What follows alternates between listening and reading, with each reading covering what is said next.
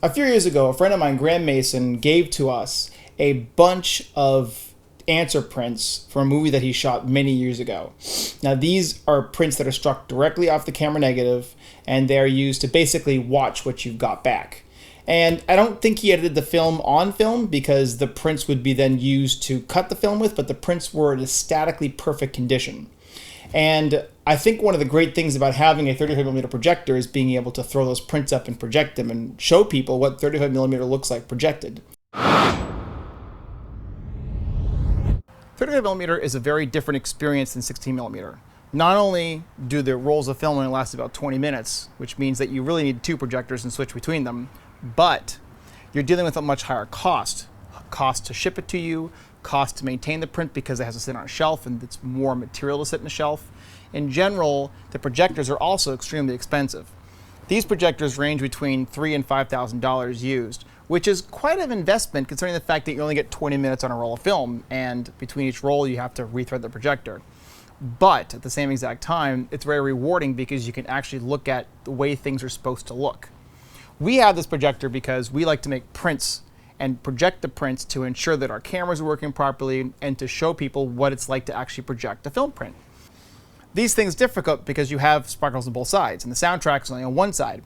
So the first thing we really kind of do is we identify where the soundtrack is. In this case, the soundtrack is on my side towards me. And then what we're going to do is we're going to unthread this roll and see if we've got that correct. So we're just going to look at the roll and know it's backwards. So we're going to pull it off and flip it around. You'll notice it's wound kind of backwards. This is very common for 35mm projectors to have the film actually on the roll going out this direction. There we go. Put that in position. Now at 35, you want to roll a bunch of film out first. The first thing we're going to do is thread the film through this little slit in the top of the projector. And then we have to go through a sprocket right at the top. And then we're going to go ahead and go through the gate. Now, initially, I don't align the picture in the gate because I find it easier to load it without doing that alignment. So I'm going to go ahead and load it up. And then I'm going to go ahead and lock it into the perforation underneath the bottom of the gate, which is where the intermittent is. Once I go through there, I'm going to create a loop. And I'm going to go through the lower sprocket, which is a drag sprocket. It doesn't actually drive the film. It just drags the film. And then we're going to go through the soundtrack area. That's this area right here we're going through. And then we're going to go through a spring-loaded guide area, which is what takes up the slack through the soundtrack area. Fast forwarding here for a second because it takes a couple minutes to do this. Then we're going to come out to the bottom and go in the take-up reel. Now, the first thing I want to do is turn the projector over and make sure the projector is actually going to move the film through properly because it may not. And then we're going to go ahead and attach it onto the take-up reel before we figure out exactly how we're going to deal with the framing, because that's the next step. So once it's done through this process, we're going to go ahead and we're going to turn it on and we're going to make sure it works. All right.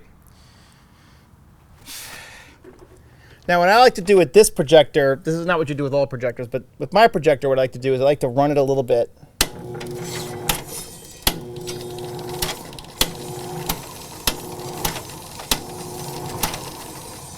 Until we get to first image. So now we're at first image. This is your framing adjustment. With this projector, it should move the frame up an entire frame, 4 perforations, but this projector, it doesn't. So we have to actually reopen this and check to see if we're actually on frame, which requires a flashlight. Your frame adjustment is a little bit different than it is on 16mm because with 16mm you only have 1 perforation per frame, which means that the likelihood your frame is going to be off is not very much. This is 4 perforations per frame, so you do want to align your frame properly before making any frame adjustments. You want to get it as close as possible. So I just got it as close as I could, and now we're going to go ahead and run it and see what happens.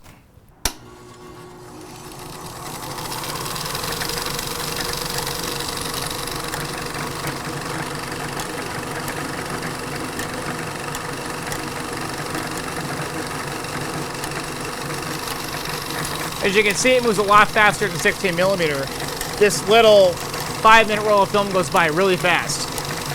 This is inside the DeVry projector. You can see it has a lot of chain drive going on, and the chain's kind of loose. Starting from the bottom here, we're going to see that's the shutter. And we've been having some problems with the shutter timing on this projector, but I've been able to get it kind of close to at least working. Down here at the bottom is the main drive motor, which is of course chain driven, and the chain goes and drives the upper sprocket system. Right to the left of it is the idler, or the flywheel for the soundtrack. Very, very important for stabilizing it. This is the main top sprocket, and this is the intermittent. This is the framing section. On the front of the projector, you'll see our main top sprocket, which is a drive sprocket. You'll see the gate, and you'll see the lens. There's our lower loop, and then the soundtrack is that big circle with the red light. At the bottom here, you will see the take-up reel in action.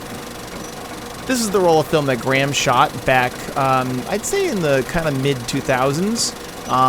It's direct print from the original negative, and it looks unbelievably good. It's very sad that you can't see it in the quality it should be. Well, that was quite a bit of fun. And, you know, it's unfortunate that the shutter's out of calibration on my projector, because it would have been nice to have seen it in a little bit less with that jitter, but whatever. I mean, we really don't use it very much anymore because we don't make prints of stuff anymore. It just doesn't happen. And to buy complete film prints is very expensive on 35mm. But this video kind of shows a little bit about projecting and what it's all about. It's kind of a little more of a difficult thing than just using your standard 16mm projector or Super 8 projector to project at home, you know? The projector itself weighs about 300 pounds, so it takes 2 people to lift it. And it's on this really crappy cart that you probably saw. It's pretty bad. It's so rare to see a new print of a movie that was shot on 35 and projected on 35. Very, very rare. And photochemically done is like literally doesn't exist. Most 35mm prints nowadays are going to be recorded out to film no matter what. And sure, there's filmmakers like Christopher Nolan and Quentin Tarantino who do make prints of their movies, but generally the 35mm prints of those movies are all digitally done. They're not going to be done photochemically because the quality loss of doing it photochemically is pretty low. So seeing a photochemical print is pretty amazing. It's like listening to a record that was made from the original master tapes and cut directly to disc, and then making a pressing off of that disc, and that's what you're listening to. It's all analog. It's straight the way it's supposed to be. It's the way the format was designed to be. And that's one of the problems we have today with film, is that modern way of working on film is to digitize everything. And when you digitize, you are not necessarily losing the essence of the product. You're just losing what the product is supposed to be, what the format is, unfortunately.